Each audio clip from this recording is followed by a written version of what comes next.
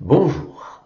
Vu mon titre, je pense que la foule, enfin, la petite foule de personnes qui apprécient le sérieux de mes vidéos, comprendra que celle-ci est plus légère, sinon plus drôle dans tous les sens du terme.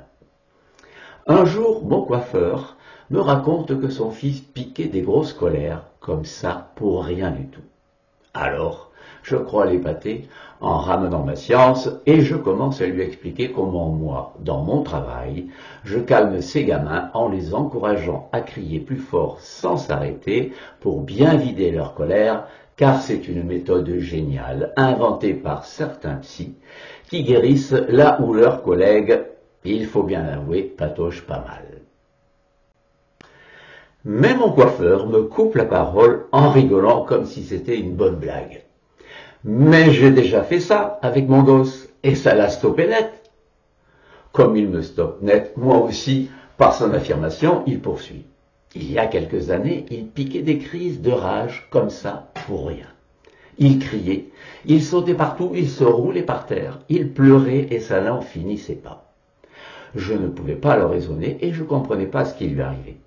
Alors, un jour, j'ai fait pareil que lui, j'ai crié, j'ai hurlé, j'ai pleuré, je me suis même roulé par terre tout comme lui. Il était stupéfait. « Mais papa, pourquoi tu fais ça ?»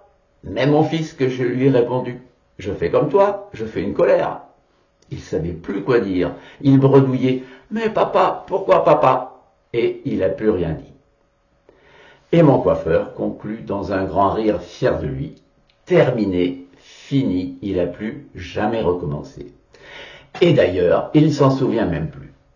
Étonnant, n'est-ce pas? Mais comment expliquer cela?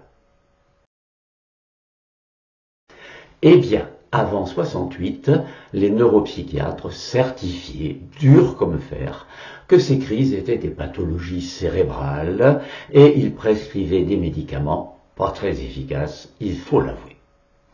Puis sont arrivés les psychanalystes, qui les ont traités de vieux schnock, et ont affirmé que ça n'avait rien à voir avec la neurologie, que c'était vous, les parents, qui étiez trop laxistes, que vous devriez faire une psychothérapie avec votre enfant.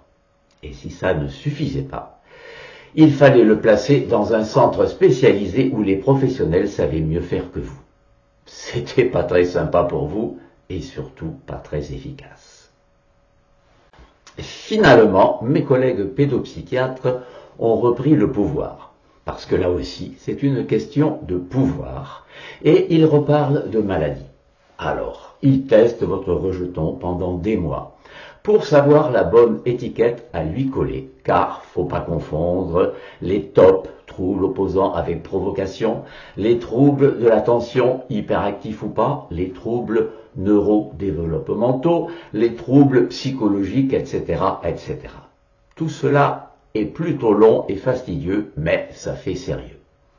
Et finalement, ils lui prescrivent des pilules qui, jurés, crachés, vont le calmer, surtout qu'il n'est plus considéré comme méchant, mais comme malade, ce qui doit le détendre un petit peu quand même. Et s'il guérit pas assez bien, au lieu de le punir, on augmente les doses. Bon, ça dure des années, et il faut tout de même faire gaffe, car c'est pas des bonbons qu'on fait avaler aux gamins, et il y a quelques effets nocifs, mais on ne peut pas tout avoir, n'est-ce pas? Quant à moi, vu mon grand âge, j'ai plus ou moins connu tout ça, mais estimant qu'on peut peut-être faire mieux, plus rapide et moins chimique, je cherche autre chose. Et quand je tombe sur un cas comme mon coiffeur, j'apprécie et je réfléchis. Ça semble incroyable de réussir par un tour de passe-passe là où des psys supposés sérieux s'échinent pendant des années, mais pourtant, mon coiffeur y est manifestement parvenu. Et peut-être que vous aussi ça vous est arrivé, qu'à force de vous égosiller en vain avec votre rejeton, vous avez fini par lui hurler ou, et c'est pas plus mal, par lui dire gentiment « Vas-y, continue, puisque tu en as tellement besoin, continue, plus fort, et que ça l'a apaisé. Mais comme c'est pas votre boulot et que ça paraît farfelu, vous avez comme me l'avoua un père, évitez d'en parler au docteur qui vous aurait pris pour un ou une illuminé ou un menteur. Pourtant, la méthode est déjà connue et pratiquée avec succès. Certains psys de la ville de Palo Alto aux États-Unis ont compris qu'en psychologie, il faut parfois dire noir pour obtenir blanc. En quelque sorte, traiter le mal par le mal, ce que d'ailleurs les moines taoïstes chinois et peut-être quelques marabouts africains savent depuis des siècles.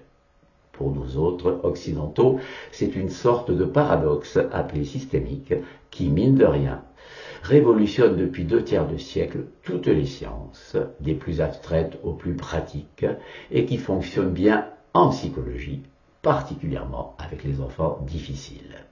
Mais ça, actuellement, notre psychologie l'ignore, ou peut-être même veut l'ignorer.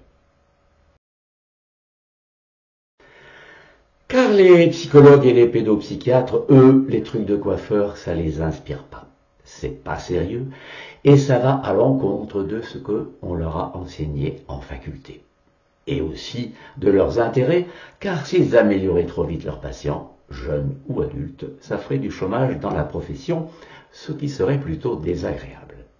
Cela me fut d'ailleurs reproché lorsque j'exerçais en hôpital, car vu que je parvenais quand même à calmer pas mal de jeunes rebelles, je ne déléguais pas beaucoup de travail aux psychologues et aux infirmiers.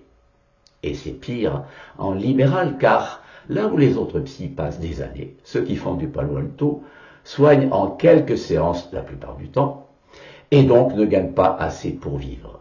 Et quand il n'y en aura plus, personne ne pourra guérir votre enfant, à moins, bien sûr, de consulter certains coiffeurs. Je vous remercie de votre attention, et si vous aimez, vous pouvez cliquer sur le pouce levé. Merci.